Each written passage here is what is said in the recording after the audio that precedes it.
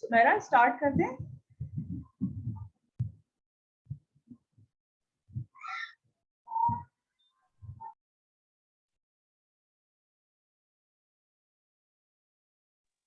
अस्सलाम वालेकुम मैम। वालेकुम सलाम। स्टार्ट कर दें। मैम 9 बजे स्टार्ट करते हैं, 3 मिनट वेट करके जब तक पार्टिसिपेंट ज्वाइन कर ले।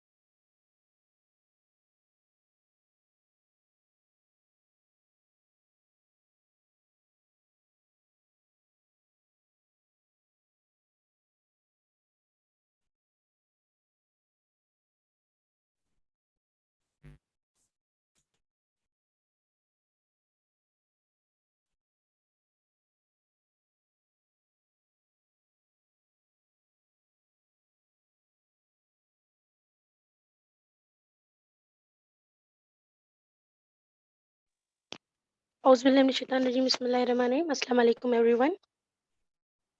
Here is your host Sumaira ADP, and we are here for the pathology webinar from Study It project.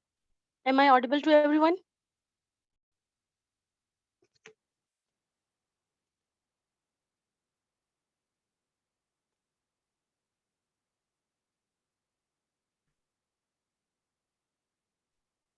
Hello. Okay, so we are here from the SAP LUMS, that is a Study It project from the LUMS University. Basically, the Study It project is a project related to the studies, and it has started from 2014, and it is working in many universities of Pakistan. And in the LUMS, it has reconstructed in 2021. And in the Study It project, we have the different programs for the academic, moral, and the skills upbringing of the students. And as well as apart from the academics, we have the extracurricular activities, and we facilitate the students from their farewell, from their welcome party up to the farewell throughout their academics as well as the non-academic activities. In the SAPLUMS, here we are arranging the webinars under the publication and resource centers, and I am the head of the resource center. In the resource center, resources and publication centers, we are basically facilitating the students throughout their study guides. And for this, we have started the study guide programs in form of the pamphlets and brochures, and also in form of the webinars, as many of you know, different webinars conducted previously, and here today it is the one of them. And in the publication center also we have the Tajdeed, it is the basically bi-monthly magazine in which we are going through the different literatures in the English as well as the Urdu, and inshallah in Sindhi soon. And in the also apart from the tajdeed and study guides and webinars, we are also arranging the discussion forums in which we are trying to bringing the moral characters of the student, and through the different discussions on different topics. So without further ado, I'm transferring my mic to the host guest, that is the ma'am Kiran, Dr. Kiran Amir, and she is going to guide us through the pathology from first year to the fourth year. So, ma'am, can you hear? Thank you so much, Sumaira and Nikita. Am I audible to all of you? Yes, ma'am. Okay. I want to share my screen. Kindly allow me to share screen. Yes, ma'am. Sumaira and Nikita. Yes, I ma'am. want to share my screen with the audience. So allow me. Ma'am, I've made you the host. You can share the screen.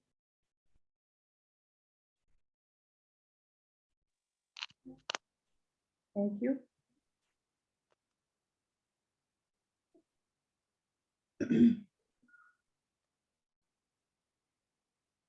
My screen is visible to all of you. Yes, ma'am. All the participants are watching my screen. Yes, ma'am. Okay. Starting with the name of Allah, who is most merciful and beneficial. I am thankful to Study Aid Project for inviting me as a guest speaker for the giving the tips about the pathology. But you know that pathology now onward, the pathology started from the first year to the after the final year, or in the first year you have to learn the pathology in the journal foundation module, and blood module, CVS, and cardiovascular system, skeletal system, and also the other systems. ठीक है. Similarly, second year में भी GIT है, endocrinology है, genitourinary system and CNS है. So other systems are there. In third year, you have to learn the general pathology as well as microbiology. And in the fourth year, you have to learn the my screen is shown to all of you. Screen नजर आ रही है? Ma'am, try to reshare it. Okay. Yes, ma'am. अब आ रही है? Yes, ma'am. Okay. ठीक है, तो first year से ही हमारी पैथोलॉजी स्टार्ट हो जाती है. सेकंड ईयर में भी पैथोलॉजी है. थर्ड ईयर में क्योंकि एनुअल सिस्टम है, you have to learn the general pathology as well as the microbiology. Fourth year में स्पेशल पैथोलॉजी है. जितने भी सिस्टम्स हैं वो सब चीजें आपको लर्न करनी है. अब स्टूडेंट्स का इशू ये है कि the subject is too much. ठीक है, पहले सेमेस्टर में कुछ पोर्शंस डिवाइड हो जाते थे, अब एनुअल है, एनुअल सिस्टम में सब कुछ पढ़ना पड़ता है. Not only pathology, you have to also learn the pharmacology, community medicine, और फिर फोर्थ ईयर में ENT है और बाकी चीजें भी है.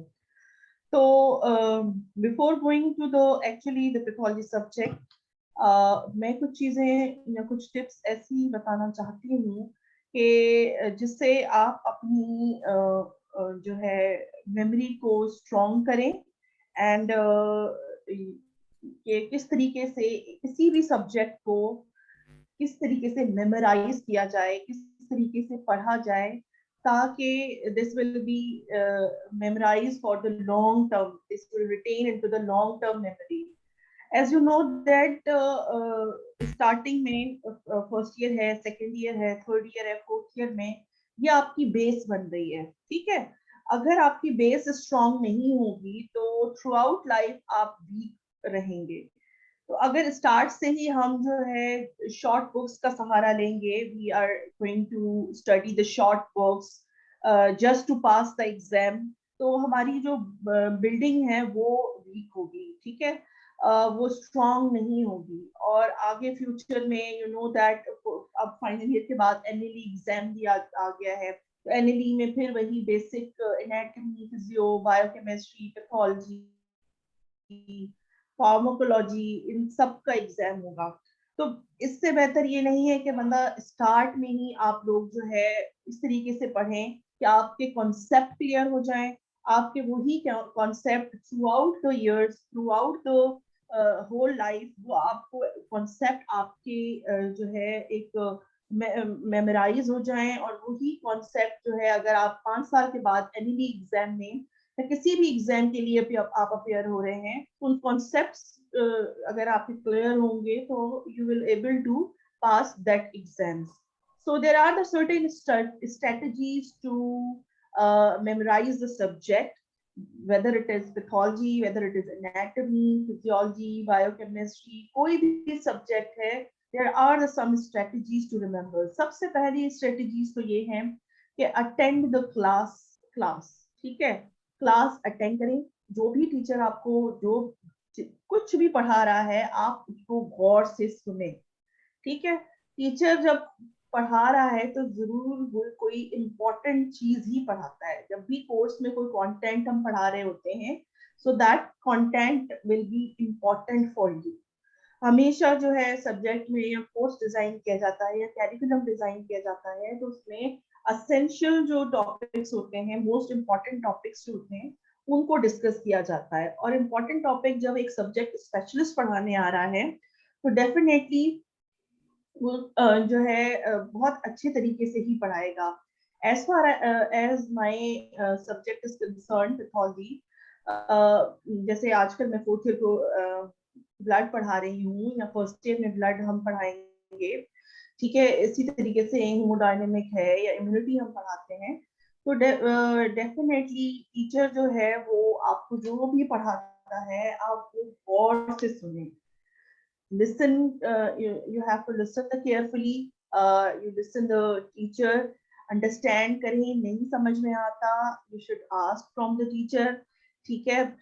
उसके अलावा जो है सबसे पहले जो भी चीजें आपके दिन में 3 या 4 लेक्चर होते हैं, ठीक है, अब वो 3 या 4 टॉपिक अगर कोई पढ़ा के जाता है, एक पैथो का लेक्चर होगा, एक फार्माकोलॉजी का लेक्चर होगा, एक आपका ईएनटी का लेक्चर होगा, घर जाके सेम टॉपिक को बुक से जरूर रीड करें, ठीक है, बुक से जरूर रीड करें। हमेशा कुछ चीजें आपको टीचर ने समझाई होंगी, कुछ चीजें आप वहां से गेन कर ली आपने, then you go and read the same text from your textbooks, not from the short books, textbooks, and highlight that material. उन चीजों को हाईलाइट करें।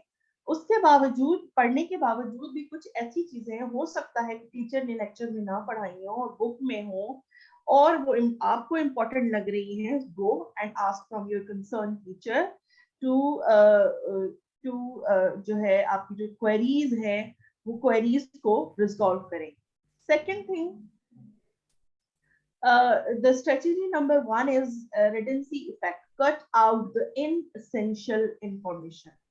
ठीक है, आपने टीचर को सुना, टीचर का लेक्चर आपने अंडरस्टैंड किया, आपको टीचर ने बताया, for example if I am delivering a lecture on the hypersensitivity reaction, ठीक है, टीचर ने आपको ऑब्जेक्टिव्स बता दिए कि आज के लेक्चर का ऑब्जेक्टिव ये है कि लेक्चर के बाद at the end of the lecture you will able to define the hypersensitivity reaction, you will able to know the different types of hypersensitivity reaction, you will be able to highlight the importance, a mechanism of the type 1 hypersensitivity reaction, and at the end of this lecture you will be also able to know the what are the different type of diseases that can occur due to type 1 hypersensitivity reaction, ठीक है। तो ये teacher ने अपना M बता दिया, teacher ने समझा दिया, आप घर गए, आपने बुक ओपन की, टेक्स्ट बुक, अब टेक्स्ट बुक में काफी ऐसी चीजें होती हैं जो इनएसेंशियल होती हैं. You have to cut out that inessential information. You just highlight the important things. Like definition को आपने हाईलाइट किया, लाइक अगर प्रेवलेंस है किसी चीज का, इंपॉर्टेंस कितनी है उसकी, आपने कॉजेस कर लिए, आपने पैथोफिजियोलॉजी कर ली, और मॉर्फोलॉजी देख ली आपने कि मॉर्फोलॉजिकल चेंजेस क्या आती हैं, ग्रॉस क्या आती हैं, माइक्रोस्कोपिक कौन सी चेंजेस आती हैं. फॉर एग्जांपल सेल एडेप्टेशन है, या हाइपरप्लेजिया है, या नियोप्लेजिया पढ़ रहे हैं, तो मॉर्फोलॉजिकल चेंजेस क्या आ रही हैं, आपने उन चीजों को हाईलाइट किया. And you have to cut out the inessential information. जितनी भी इनएसेंशियल इंफॉर्मेशन है, कोई भी सब्जेक्ट है उसकी इनएसेंशियल इंफॉर्मेशन जिसमें आपको कोई कॉन्सेप्ट नहीं मिल रहा, बाकी चीजें आपने हाईलाइट की जो एसेंशियल है, you have to highlight that things. उससे क्या होगा कि नेक्स्ट टाइम जब आप बुक खोलेंगे तो you just read out the essential information. जब भी आप खोलेंगे तो दोबारा आपको पूरा वो टॉपिक नहीं पढ़ना पड़ेगा. You just read the highlighted part of the.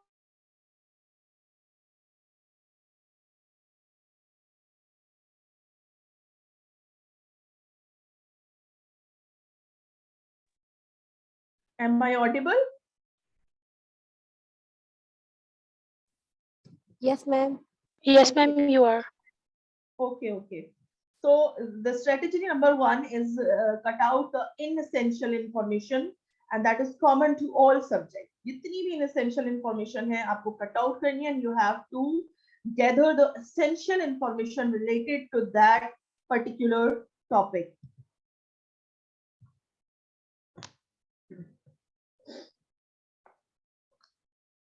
Strategy number 2 is split attention effect.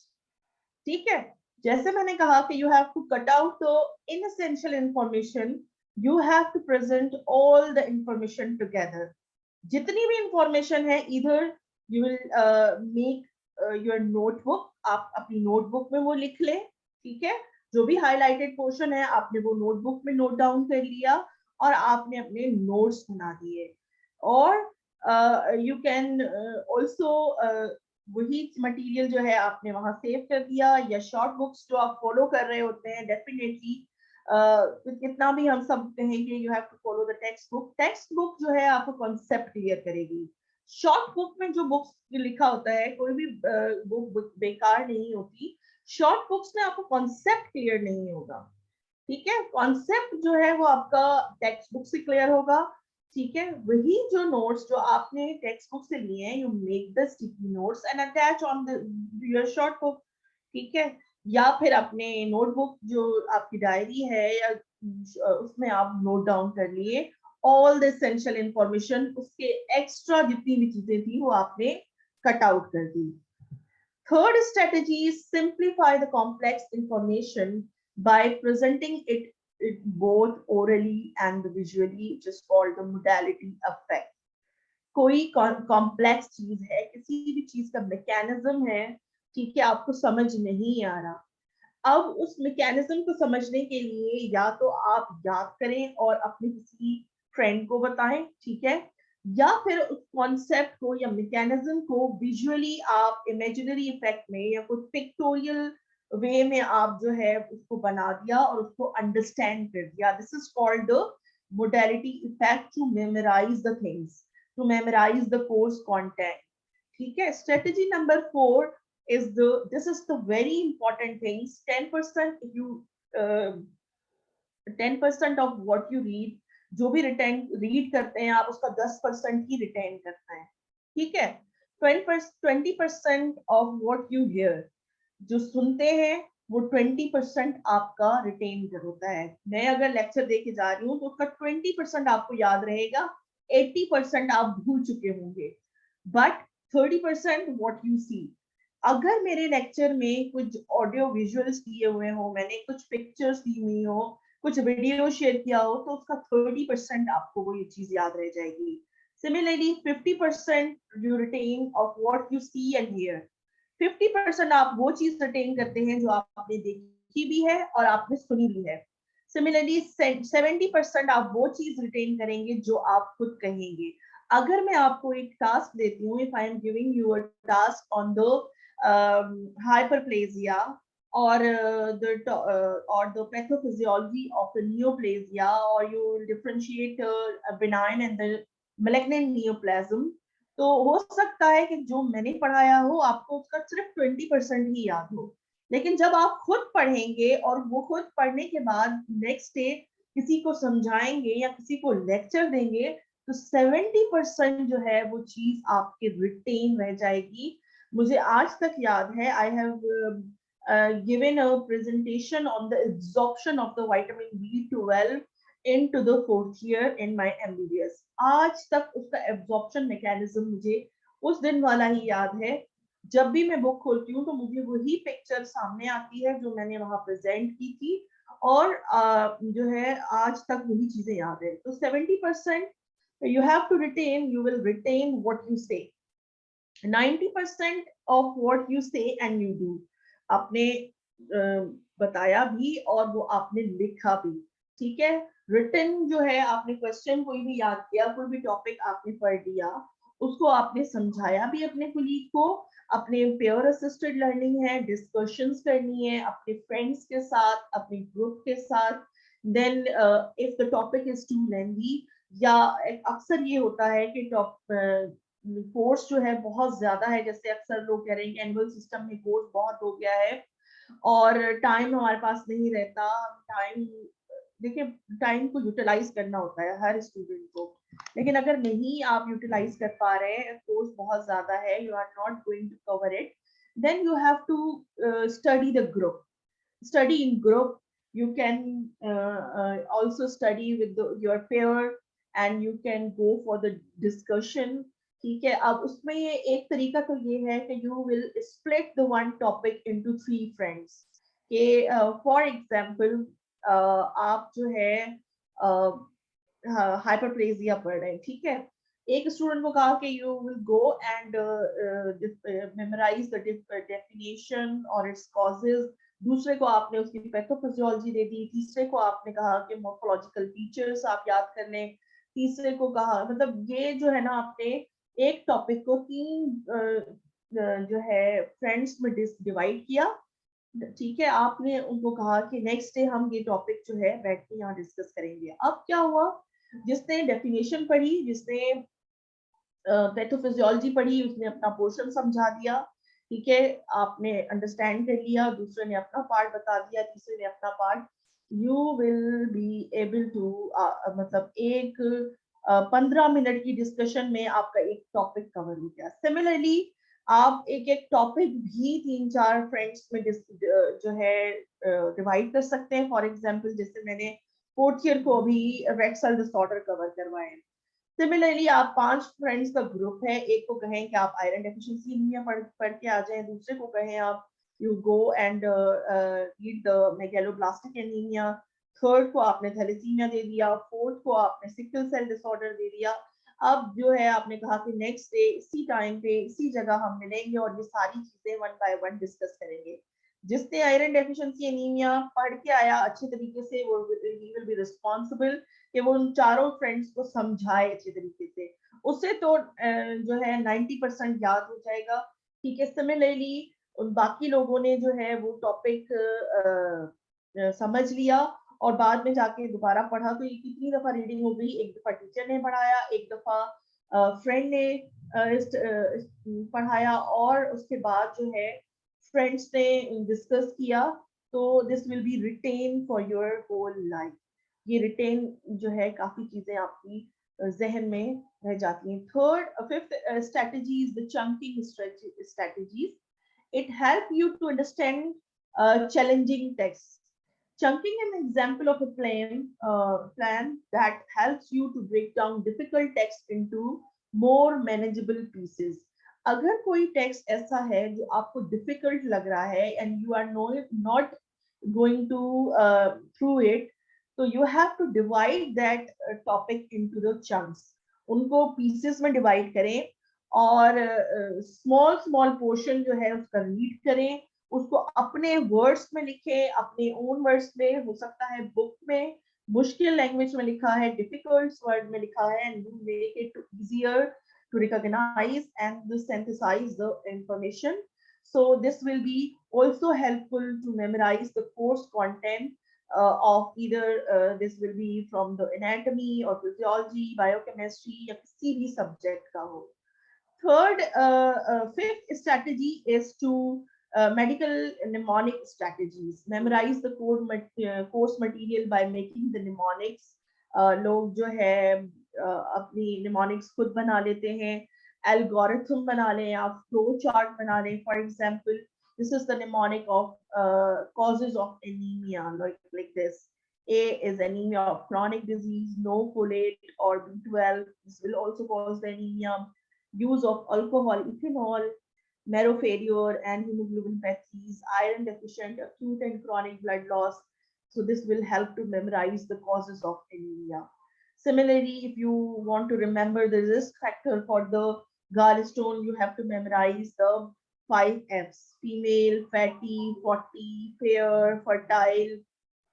These will be mnemonics will help to memorize the course content, and you have to make your own flow chart. कोई भी mechanism है, कोई भी ऐसी चीज है जो आपको समझ नहीं आ रही, you will go and make your own flow chart. This will also helpful to memorize the thing. So that was the general discussion about the topic. Now the house is open for the questions related to the pathology, especially. ठीक है, so if you have any question, direct question कर दें या type कर दें text में. Nikita and Sumera, take the questions.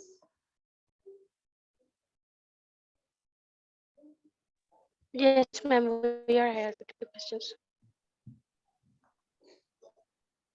Yes, ma'am. Ma'am, first of all, students are asking that what are the most high yield chapters? What are the most High yield chapters? For 4th year, 3rd year, or Actually, they're asking if they want to cover special pathology, right? So how to Okay. cover special pathology and what are the high yield chapters for that? Okay, if you see the table of specification of pathology, we have shared the last year the TOS of pathology, or you go high yield chapter, definitely GIT is very important. ठीक है, genitourinary system is very important topic, blood is important topic. ठीक है, जितने भी special unit है सब ही important है. CNS जो है वो बहुत कम कवर कर रहे हैं. ठीक है, जितना हम पढ़ाते हैं, मतलब आपको 1 या 2 या 3 लेक्चर्स मेरे ख्याल में पढ़ाए जाते हैं फ्रॉम द CNS. ठीक है, होता भले जितना भी हो, लेकिन 3 लेक्चर्स दिए जाते हैं, तो उन्हीं 3 में से 1 या 2 क्वेश्चंस आपके आते हैं. ठीक है, तो go and see the table of specification of 4th year. ठीक है, according to the weightage of the subject, जिसकी ज्यादा इम्पोर्टेंस है उसी को उतने ज्यादा लेक्चर भी दिए गए हैं. ठीक है, जैसे गैस्ट्रोइंटेस्टिनल ट्रैक्ट है, रेस्पिरेटरी सिस्टम है, ब्लड है. ठीक है, तो इनको ज्यादा से ज्यादा लेक्चर्स इनके हमने लेने हैं. तो इट मींस कि they are most important. Gastrointestinal gastroesophageal reflexes है, गैस्ट्राइटिस है, पेप्टिक अल्सर्स है. These are the common problems in our community.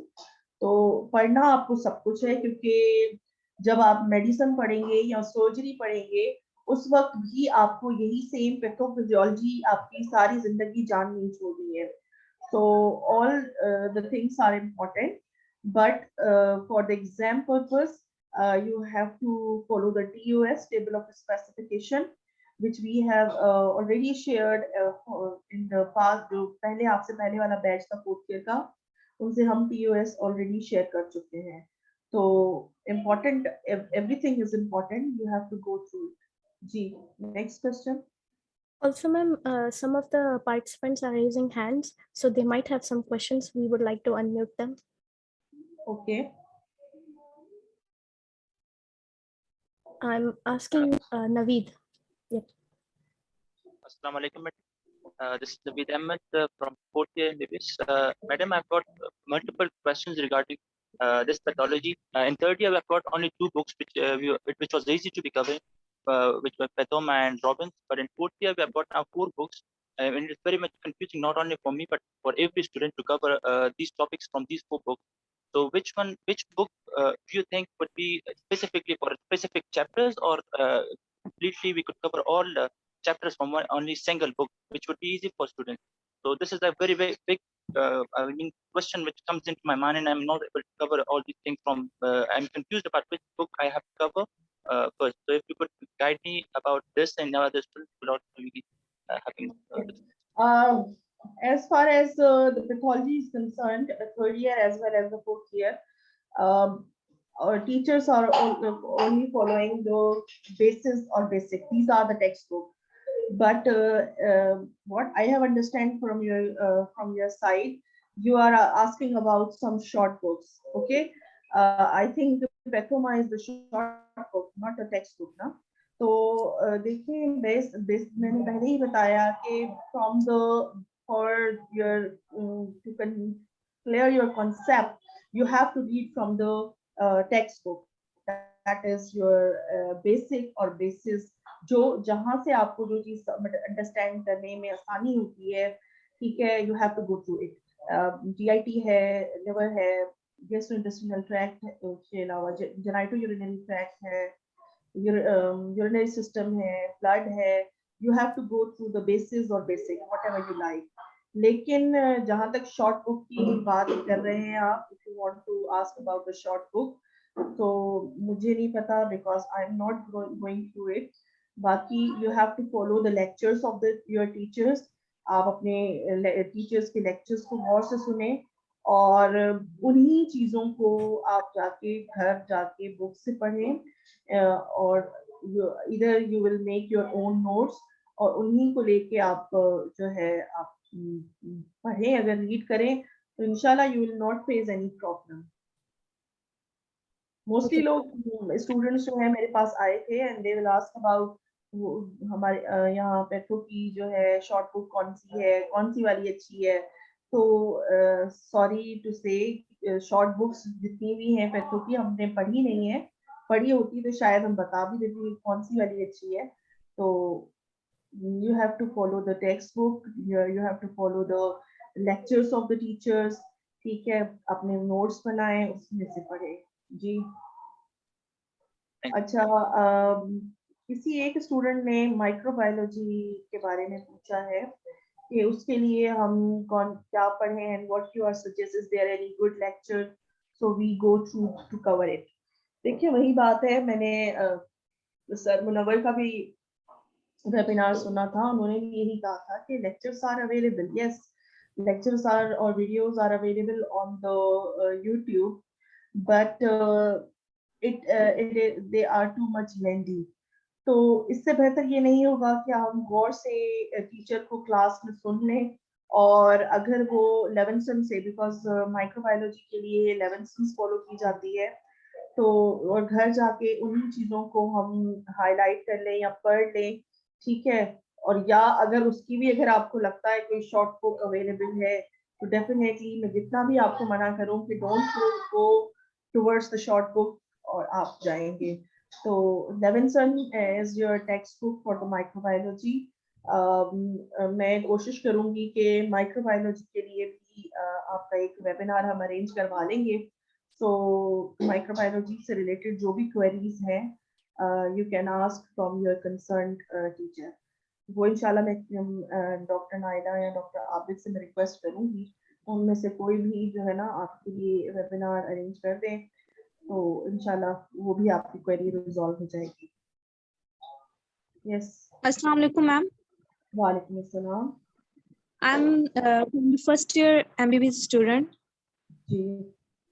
जी, मेरा ये क्वेश्चन है मैम कि अभी हमारा मॉड्यूल आ जाएगा, तो इसके लिए हमें एनाटॉमी, फिजियो और बायोकेमिस्ट्री तो पढ़नी ही है, लेकिन हम पैथोलॉजी को किस तरीके से पढ़ें कि हमारा मॉड्यूल अच्छे से कवर हो सके? क्या हमें स्लाइड्स पढ़नी चाहिए या बुक से किस तरीके से पढ़ना चाहिए, क्योंकि हमें एमसीक्यूज पॉइंट ऑफ व्यू से भी पढ़ना है. तो प्लीज इस बारे में मुझे गाइड कीजिए. जी जी। अब जैसे आप फर्स्ट ईयर में हैं and now you are going through the foundation module, ठीक है। फाउंडेशन मॉड्यूल में एनाटॉमी, फिजियो और बायोकेमिस्ट्री में सेल से रिलेटेड जो है चीजें पढ़ाई जा रही हैं। व्हाट इज सेल, ऑर्गन्स कौन से होते हैं, फंक्शन क्या है सेल का।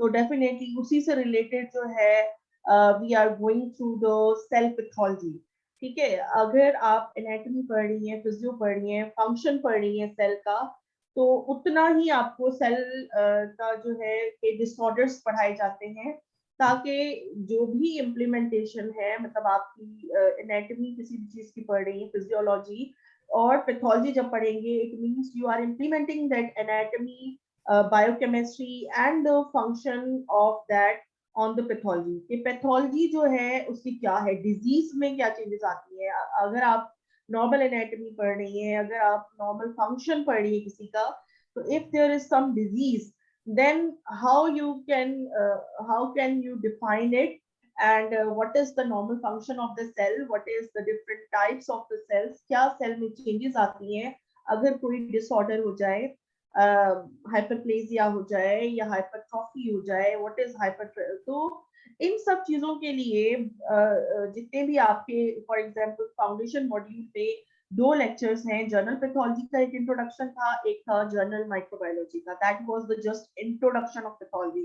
ये पैथोलॉजी है क्या, what are the different fields of pathology, और जो है पैथोलॉजी में कौन कौन सी चीजें होती हैं। पैथोलॉजी में हम इटियोलॉजी से लेकर उसके appearance of sine and symptom तक जो भी डिस्कस कर, जो भी जितनी भी चीजें डिस्कस करते हैं, दैट इज द पैथोलॉजी, ठीक है।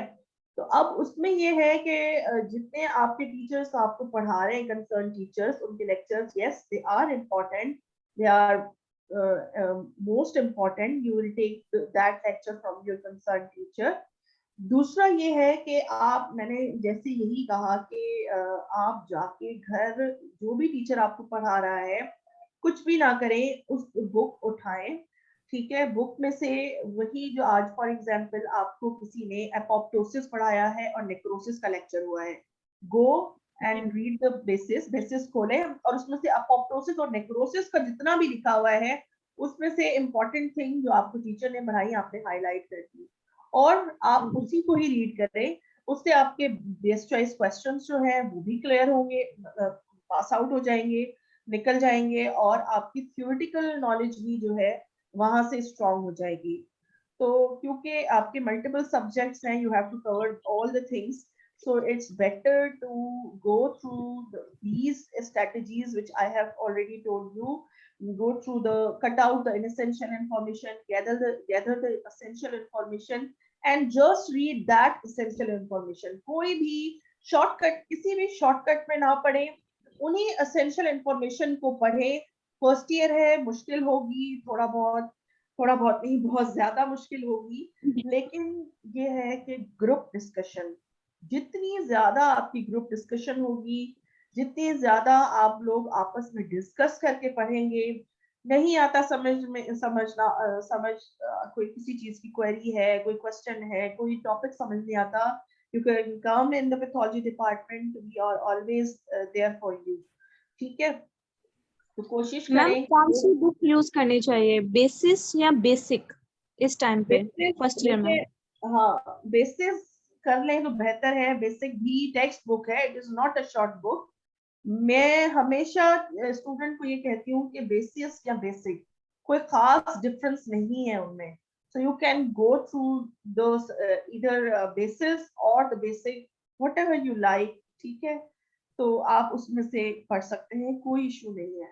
कोई मैम ऐसा जैसे क्वेश्चन नहीं होगा कि हम बेसिक से जाके पढ़ाएं और जिन्होंने बेसिस पढ़ा तो वो फेल हो जाएंगे, नहीं, ऐसा नहीं है। मैम जैसे कि हर स्टूडेंट की अपनी कैपेबिलिटी होती है, जी तो जी, हर मैम स्टूडेंट क्या कहते हैं, जी जी। मैम हर स्टूडेंट की अपनी कैपेबिलिटी होती है कि वो किस तरह से बुक फॉलो कर सकता है और किस तरह से वो उस बुक को फॉलो नहीं कर सकता। तो मतलब उस हिसाब से आप क्या पर्सनल एडवाइस देना चाहेंगी कि ये स्टूडेंट जो है मैं वो ये ये नहीं बुक। समझती कि अगर एक स्टूडेंट जिसका मेडिकल में एडमिशन हुआ है और वो भी अपनी मेरिट पे हुआ है, ठीक है, तो वो कैपेबल नहीं होगा, ठीक है। So for me every student is capable to capable to understand and capable to retain all the things, but तरीका different होता है। कुछ बच्चे जो हैं वो टीचर का सुन के याद कर लेते हैं, कुछ बच्चे इतने जीनियस होते हैं कि वो एक दफा लेक्चर सुन के उसको दोबारा पढ़ने की भी जहमत नहीं करते और उनको याद रह जाती है। कुछ बच्चे जो है सुन के टीचर का लेक्चर अंडरस्टैंड करते हैं, फिर भी समझ नहीं आता, बुक जाके रीड करते हैं, फिर समझ में नहीं आता, ठीक है, फिर वो कुछ समझ के और किसी को समझाते हैं तो फिर जाके उनको रिटेन होती है चीजें। तो तरीका हर किसी का डिफरेंट होता है समझने का, लेकिन हर कोई कैपेबल है। तो आप अपने अंदर वो तरीका ढूंढें कि आप किस तरीके से अंडरस्टैंड करती हैं, आपके तरीके का समझने का तरीका क्या है। आप रीड करके याद रख सकती हैं, कोई वीडियो देख के आपको ज्यादा याद आता है, या आप जो है मतलब हर किसी को अपनी लर्निंग स्टाइल देखना होगी कि वो विजुअल लर्नर है, वो जो है ऑडियो लर्नर है, सुन के उसको याद रहती है चीजें, या वो देख के याद कर सकता है, या वो बता के याद कर सकता है किसी को। तो आपको बस ये चीज अपने अंदर से निकालनी है और ढूंढना है कि आपको का पढ़ने का स्टाइल कैसा है, और उसी स्टाइल से पढ़े, इंशाल्लाह you will be able to do all the things. अपने जूनियर से अपने सीनियर से भी गाइडलाइन ले लिया करें। आपके सीनियर जो होते हैं उनके पास भी काफी ऐसी स्ट्रेटजीज होती हैं। देखिए मोस्टली मुझे दुख होता है ये कहते हुए भी, लेकिन हम जो है डॉक्टर बनने के लिए नहीं पढ़ते, हम सिर्फ एग्जाम पास करने के लिए पढ़ते हैं, क्योंकि एग्जाम पास का 5 साल का एग्जाम पास कर लेंगे तो हम डॉक्टर तो बन ही जाएंगे। तो ठीक है, एग्जाम भी पास करना है, लेकिन आपको डॉक्टर बनना है और एक अच्छा डॉक्टर बनना है। If you want to become a good doctor and so you have to clear your concept. फिर वो कॉन्सेप्ट मेरे लेक्चर सुनने के बाद क्लियर होता है, रीडिंग करने के बाद क्लियर होता है। ठीक है, आपको किसी यूट्यूब किसी भी टीचर के या किसी और लेक्चर की लेक्चर सुन के आपको याद रहता है, तो you can go through it. ठीक है बेटा? Yes ma'am. अस्सलाम वालेकुम मैम। वालेकुम अस्सलाम। Ma'am I am a third year MBBS student. तो ये जो बुक्स हैं तो कुछ सीनियर से हम पूछेंगे, टीचर से पूछेंगे, तो सीनियर्स बोल रहे हैं कुछ के रोबन जो बेसिक है वो अच्छी है, पर उसमें है कुछ कह रहे हैं कि हार्ड वर्डिंग है। फिर सब जो बेसिस है उसके भी 3 टाइप्स बोल रहे हैं, पॉकेट है, फिर कोई मीडियम वाली है, फिर कुछ और है कि जिसमें एटियोलॉजिकल डेटा बहुत ज़्यादा है। तो कोई आप एक स्पेसिफिक बुक बताएंगी जिससे हम स्टार्टिंग करें, फिर वो काम ना करें तो हम किसी और पे शिफ्ट करें? मतलब कुछ स्टार्टिंग के लिए तो हमें चाहिए ना जहाँ से हम स्टार्ट करें। हमें कैसे पता चलेगा कि कौन सी बुक अच्छी है कि नहीं है? तो कुछ एक स्पेसिफिक बुक बता दें जिससे हम वो स्टार्ट लें। Basis is good for you. Ma'am sorry to interrupt, पर यहाँ पे एक इसी के साथ क्वेश्चन मिलाते जाएंगे कि जो कुछ जो सीनियर्स हैं वो सजेस्ट करते हैं कि थर्ड ईयर में बेसिस को फॉलो करें, एंड फोर्थ ईयर में क्योंकि स्पेशल पैथोलॉजी का कोर्स बहुत ज्यादा होता है तो आप बेसिक को फॉलो करें। तो मैम अगर आप ये भी चीज के थर्ड ईयर फोर्थ ईयर के डिफरेंस और स्पेशल पैथो को भी आप इसके साथ एक्सप्लेन कर दे तो। ठीक है, थर्ड ईयर में देखिए बेसिस ठीक है, ओके विद बेसिस जो कि जर्नल पैथोलॉजी है सिर्फ, ओके ठीक है। फोर्थ ईयर में जैसे आपके सीनियर्स भी कह रहे हैं कि स्पेशल पैथोलॉजी है, बहुत ज्यादा होता है, कवर करना मुश्किल हो जाता है, ठीक है। तो जो है कुछ लोगों को ये भी, क्योंकि आपके सीनियर्स तो ने जिन्होंने भी कहा है डेफिनेटली ठीक ही कहा होगा, लेकिन कुछ बच्चे ऐसे भी मेरे पास आए हैं जिनको बेसिक थोड़ी वर्डिंग उनकी मुश्किल लगी है या कुछ इश्यूज हो रहे थे उसकी अंडरस्टैंडिंग में। तो मैं हमेशा यही सजेस्ट करती हूँ कि बेसिस या बेसिक जिसमें स्टूडेंट कंफर्टेबल हो, both are text book from our side, ठीक है, हमारी साइड से दोनों टेक्स्ट बुक है, लेकिन स्टूडेंट को जो समझ में आ रही है, जितनी समझ में जिस चीज से जो चीज समझ में आ रही है, तो फॉलो दैट बुक।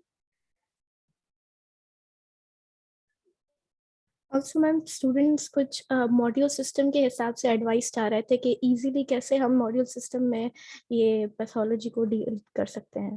पैथोलॉजी को जो है डील करने के लिए आपको ये अंडरस्टैंड करना पड़ेगा, जैसे अभी फर्स्ट ईयर एक एग्जाम हो गया है, उसमें वेटेज जो है डेफिनेटली एनाटॉमी, फिजियो, बायोकेमिस्ट्री की वेटेज ज्यादा है। लेकिन जब आप थर्ड ईयर में आएंगे और यही चीजें आप जो अब पढ़ रहे हैं, सेल पैथोलॉजी और ये जितना भी एग्जाम हम लेंगे फर्स्ट ईयर में भी, उनकी वही मार्क्स जो है वहाँ एड ऑन होंगी। तो इसका मतलब ये नहीं है अगर वेटेज कम है तो उसको इम्पोर्टेंस नहीं दी जाए।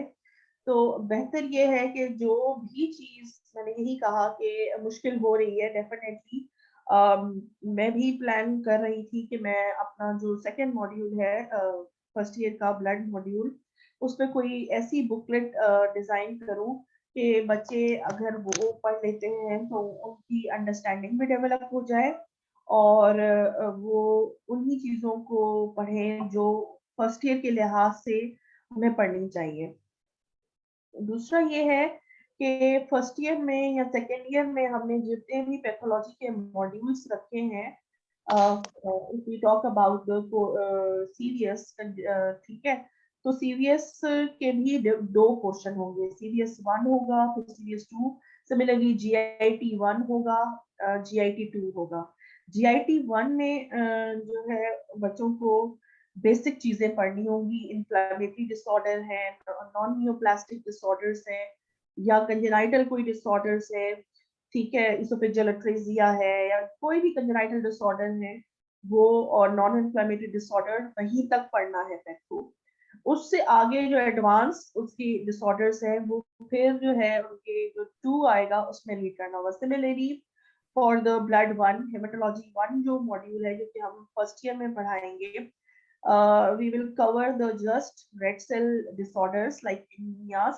क्या आपको कॉन्सेप्ट क्लियर हो जब आप रेड सेल की फिजियोलॉजी, एनाटॉमी, बायोकेमिस्ट्री पढ़ेंगे, आयरन और हीमोग्लोबिन की सिंथेसिस पढ़ेंगे इन द बायोकेमिस्ट्री, तो डिसऑर्डर भी आपको पता होना चाहिए कि रेड सेल डिसऑर्डर्स क्या होंगे, ठीक है।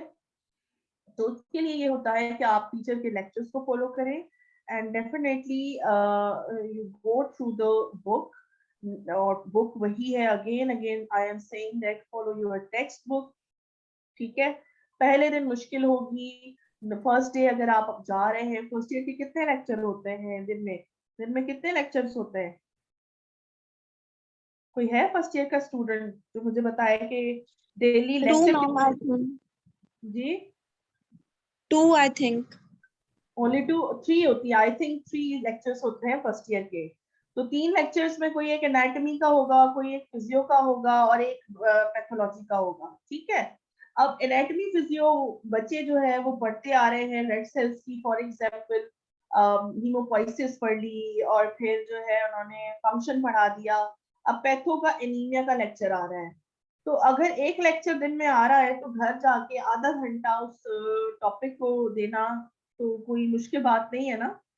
तो बेहतर ये है कि आप जाके वो चीज हाईलाइट कर लें, और जब आपका मॉड्यूलर एग्जाम हो रहा होता है तो आप पैथो से सिर्फ वही चीजें पढ़ें जो आपको टीचर ने पढ़ाई हैं और आपने बुक में हाईलाइट किए हैं। You have to just read the essential things. अगर वो भी समझ में नहीं आ रही, अंडरस्टैंडिंग में प्रॉब्लम हो रहा है, यू कम, आप डिपार्टमेंट में आए, हम 10 दफा आपको समझाएंगे, कोई ऐसा इश्यू नहीं है। अगर नहीं समझ में आता, CPBLs होते हैं, केस बेस्ड लर्निंग है, प्रॉब्लम बेस्ड लर्निंग है, उसमें भी ये सब चीजें दोबारा सब चीजें डिस्कस हो रही होती हैं, तो डेफिनेटली जो है कोई प्रॉब्लम नहीं होगा आपको।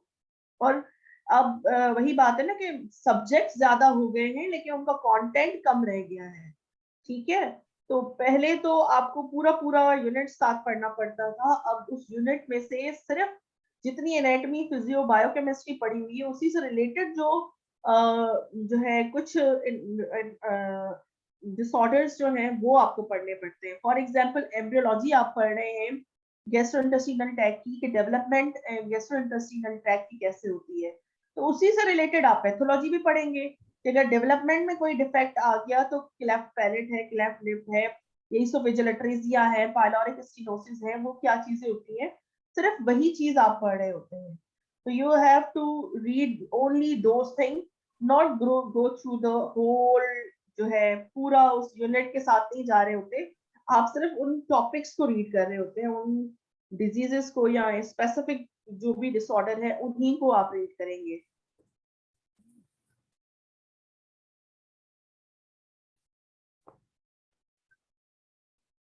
Any other question? Ma'am I think के क्वेश्चन खत्म हो चुके हैं, और क्वेश्चन खत्म है। I am very thankful to study aid project for inviting me as a guest speaker, और यहाँ जितने भी फर्स्ट ईयर और सेकेंड ईयर के भी बच्चे हैं, we are welcome you in the pathology department.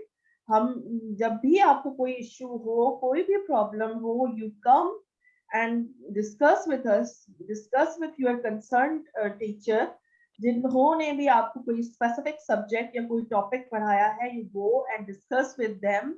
इंशाल्लाह you will solve your queries, ठीक है। और once again, it's my humble request to all of you, don't go through the short books initial stage. Initially शुरू से ही जो है ना, आप शॉर्ट बुक पे ना चले जाएं। आप खुदा के वास्ते जो है मेहरबानी करके, it's my humble request to all of you, go through the textbook. Text book से चीजें निकालें, नोट्स बनाएं अपने, उसके बाद फिर जितनी भी शॉर्ट बुक्स उसके साथ ऐड करनी है आप उसमें ऐड कर दें, ठीक है। तो always go through the text book, it's my message to all of you. Thank you. Ma'am last में स्टडी एड प्रोजेक्ट और स्टडी एड रिसोर्स सेंटर के बारे में आपके रिव्यूज, मैसेज और कोई नसीहत वगैरह हो तो वो हम जानना चाहेंगे। अच्छा, स्टडी एड प्रोजेक्ट के बारे में नसीहत तो मैं नहीं कर सकती। मैं माइक्रोबायोलॉजी के भी टीचर को से रिक्वेस्ट करूंगी कि वो भी आपके साथ पार्टिसिपेट करें। सेकेंडली, मेडिकल एजुकेशन से भी मैं आपको कुछ लोगों के नाम सजेस्ट करूंगी कि वो भी वेबिनार रखें, जितना भी बच्चे जो हैं हमारे बच्चे, because they are first year है या सेकेंड ईयर है, ठीक है, मॉड्यूलर सिस्टम में इन हुए हैं। सेकेंड ईयर के बच्चे तो अब समझ गए होंगे मॉड्यूलर सिस्टम को, लेकिन जो नए बच्चे अब आए हैं मॉड्यूलर सिस्टम में, या जिनको भी कोई प्रॉब्लम होती है सब्जेक्ट को कवर करने में, सब्जेक्ट को रिटेन करने में, मेमोराइज करने में, for that I will talk with the medical education department of LUMS कि वो भी कोई एक ऐसी टॉक आपके साथ स्टडी एड प्रोजेक्ट के रेफरेंस से रखें, ताकि बच्चों की जो क्वेरीज हैं रिलेटेड के किस तरीके से कोर्स को, कंटेंट को कवर किया जाए, रिटेन कैसे की जाए चीज़ों को, ठीक है, और किस तरीके से हम भी हमें भी आप फीडबैक दिया करें, ठीक है। अगर मैं तो पर्सनली अपने सब बच्चों को यही कहती हूँ कि अगर मेरी लेक्चर्स में कोई भी वीकनेस है, कोई भी क्या होंगी, definitely everybody is human being, तो गलतियां सबसे होती हैं, तो एड ऑन हमें हाईलाइट करें हमारी वीकनेसेस को, ताकि हम उन वीकनेसेस को इम्प्रूव करें और हम आपकी अंडरस्टैंडिंग में और ज्यादा जो है आपको अंडरस्टैंड करने में इजी बनाएं चीज़ों को, सब्जेक्ट को हम आपके लिए ज़्यादा अच्छे तरीके से प्रेजेंट करें, ठीक है। अभी जो है काफ़ी बच्चों की मैंने कुछ लोगों को टास्क दिए थे, प्रेजेंटेशंस रखी थी, and I am very happy to see their performance के उनका अभी से ही टीचिंग स्टाइल बहुत अच्छा है। तो आप भी अपने दूसरे टीचर्स को भी यही कहें कि अगर एक यूनिट कवर हो रहा है तो आप एक दिन ऐसा रख लें कि आप सब बच्चे अपने ग्रुप्स में डिवाइड कर लें टॉपिक्स, और you will go for the topic presentation. जो भी हमने for example red cell disorder मैंने अभी कवर करवाए हैं, तो आप जाएं अपने टीचर्स को कहें कि ये चीजें जो है ना हमने प्रेजेंट करनी है, हमने बताना है। Definitely you will present that topic, तो आप 10 चीजों से सर्च आउट करके प्रेजेंटेशन बनाएंगे, डिलीवर करेंगे, और वो लेक्चर या वो प्रेजेंटेशन जो आपने डिलीवर किया है वो आपको 5 साल के बाद भी वो चीजें आपको याद रहेंगी। तो this was from my side. और जो है स्टडी एड प्रोजेक्ट मुझे अब पता चला कि कितना अच्छा काम कर रहा है, तो दिस इज वेरी गुड कि this is a media to communicate between teacher and the student, and I am thankful to you. और अगर किसी टॉपिक से रिलेटेड कोई डिस्कशन हो, कोई अवेयरनेस सेशन करना हो related to thalassemia awareness, related to blood donation drive, so I am available for you from LUMS. Thank you so much. Thank you, ma'am. Ma'am one last thing. जी जी जी जी। Ma'am हमारे पास अभी learning library का project हम कर रहे हैं, इसमें वो जो बुक्स जो कि यूनिवर्सिटी में शॉर्ट है या फिर अवेलेबल नहीं है, या तो बहुत कॉस्टली है जो स्टूडेंट्स मैनेज नहीं कर सकते, तो वो बुक्स हम जो स्टूडेंट्स को प्रोवाइड कर रहे हैं। तो अगर आप भी इसमें डोनेट करना चाहें तो it will be pleasure for all of us. चल ठीक है, इंशाल्लाह I will contact you. Thank you ma'am. Thank you. अल्लाह हाफिज़। अल्लाह हाफिज़। अल्लाह हाफिज़।